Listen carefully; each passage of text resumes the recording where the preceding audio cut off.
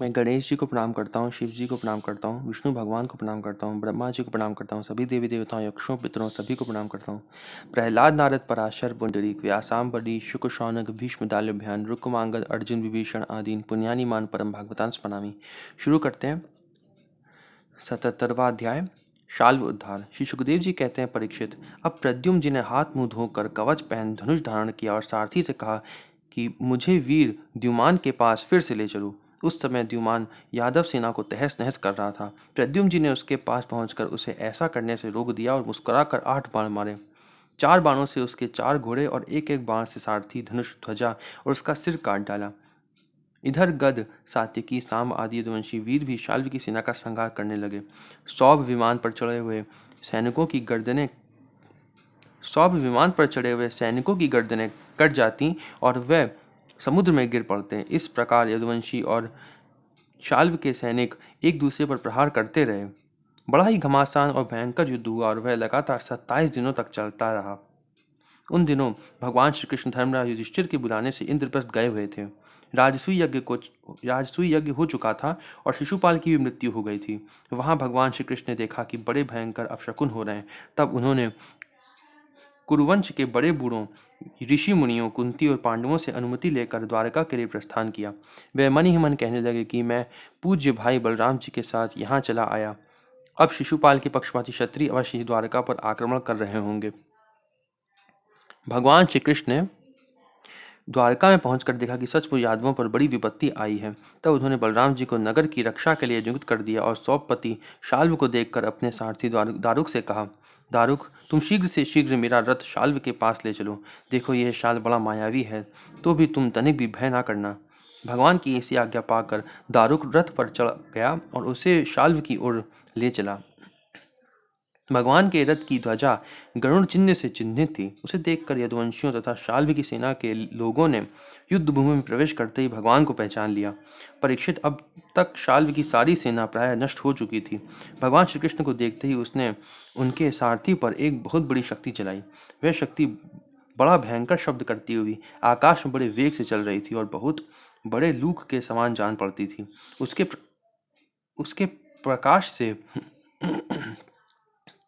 प्रकाश से दिशाएं चमक उठी थीं। उसे सारथी की ओर आते देख भगवान श्री कृष्ण ने अपने बाणों से उसके सैकड़ों टुकड़े कर दिए। इसके बाद उन्होंने शाल्व को 16 बाण मारे और उसके विमान को भी, जो आकाश में घूम रहा था, असंख्य बाणों से चलनी कर दिया। ठीक वैसे ही जैसे सूर्य अपनी किरणों से आकाश को भर देता है। शाल्व ने भगवान श्री कृष्ण की बाईं भुजा में, जिसमें शांग धनुष शोभायमान था, बाण मारा। इससे शांग धनुष भगवान के हाथ से छूटकर गिर पड़ा। यह एक अद्भुत घटना घट गई। जो लोग आकाश या पृथ्वी से युद्ध देख रहे थे, वे बड़े जोर से हाय हाय पुकार उठे। तब शाल्व ने गरज कर भगवान श्री कृष्ण से यूँ कहा, मूढ़, तूने हम लोगों के देखते देखते हमारे भाई और सखा शिशुपाल की पत्नी को हड़ लिया तथा भरी सभा में, जबकि हमारा मित्र शिशुपाल असावधान था, तूने उसे मार डाला। मैं जानता हूँ कि तू अपने को अजय मानता है। यदि मेरे सामने ठहर गया तो मैं आज तुझे अपने तीखे बाणों से वहां पहुंचा दूंगा जहां से फिर कोई लौट कर नहीं आता। भगवान श्री कृष्ण ने कहा, रे मंद, तू वृथा ही बहक रहा है। तुझे पता नहीं कि तेरे सिर पर मौत सवार है। शूरवीर व्यर्थ की बकवास नहीं करते, वे अपनी वीरता ही दिखलाया करते हैं। इस प्रकार कहकर भगवान श्री कृष्ण क्रोधित हो अपनी अत्यंत वेगवती और भयंकर गदा से शाल्व के जतुस्थान हंसली पर प्रहार किया। इससे वह खून उगलता हुआ कांपने लगा। इधर जब गदा भगवान के पास लौट आई तब शाल्व अंतर्धान हो गया।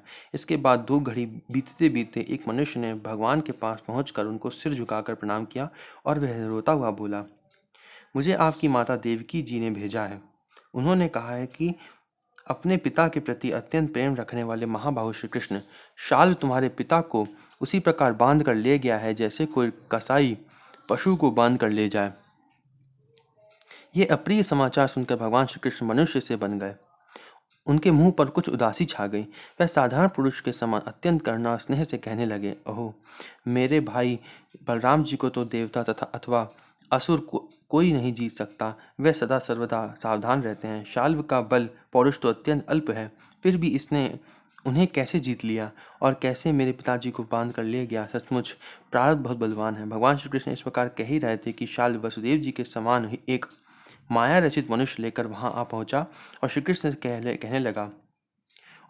से कहने लगा, मूर्ख, देख, यही तुझे पैदा करने वाला तेरा बाप है, जिसके लिए तू जी रहा है। तेरे देखते देखते मैं इसका काम तमाम कर देता हूँ। कुछ बल पौरुष हो तो इसे बचा।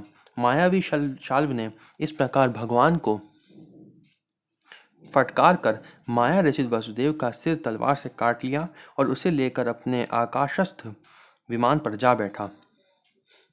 परीक्षित, भगवान श्री कृष्ण स्वयं सिद्ध ज्ञान स्वरूप और महानुभाव हैं। वह यह घटना देखकर 2 घड़ी के लिए अपने स्वजन वसुदेव जी के प्रति अत्यंत प्रेम होने के कारण साधारण पुरुषों के समान शोक में डूब गए।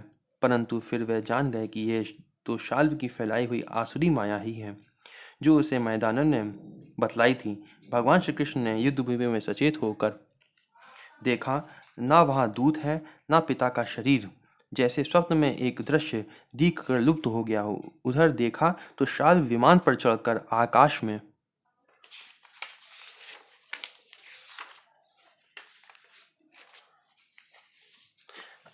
में विचर रहा है। तब वह उसका वध करने के लिए उद्यत हो गए। प्रिय परीक्षित, इस प्रकार की बात पूर्वापर का विचार न करने वाले कोई कोई ऋषि कहते हैं। अवश्य ही वह इस बात को भूल जाते हैं कि श्री कृष्ण के संबंध में ऐसा कहना उन्हीं के वचनों के विपरीत है।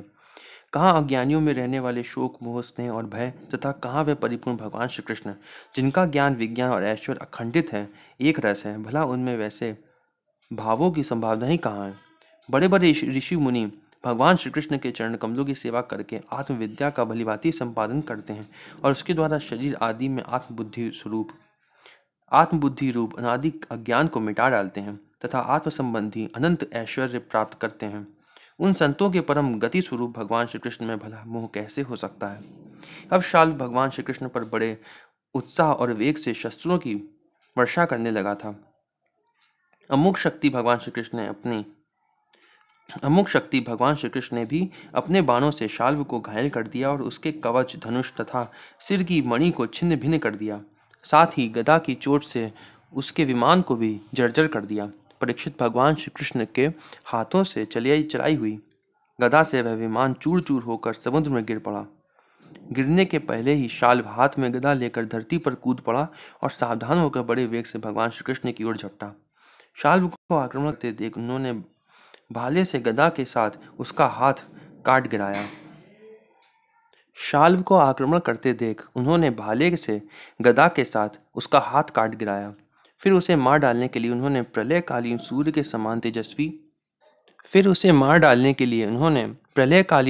समान तेजस्वी और अत्यंत अद्भुत सुदर्शन चक्र धारण कर लिया। उस समय उनकी ऐसी शोभा हो रही थी मानो सूर्य के साथ उदयाचल शोभायमान हो। भगवान श्री कृष्ण ने उस चक्र से परम मायावी शाल्व का कुंडल किरीट सहित सिर धड़ से अलग कर दिया। ठीक वैसे ही जैसे इंद्र ने वज्र से वृत्रासुर का सिर काट डाला था। उस समय शाल्व के सैनिक अत्यंत दुख से हाय हाय चिल्ला उठे। परीक्षित, जब पापी शाल्व मर गया और उसका विमान भी गदा के प्रहार से चूर चूर हो गया, तब देवता लोग आकाश में दुंदुभियां बजाने लगे। ठीक उसी समय दंतवक्त्र अपने मित्र शिशुपाल आदि का बदला लेने के लिए अत्यंत क्रोधित होकर आ पहुंचा। यहाँ पे लिखा है वृत्रासुर का सिर काट डाला। ये वृत्रासुर की जो कहानी है हमने पिछले स्कंधों में पढ़ रखी है।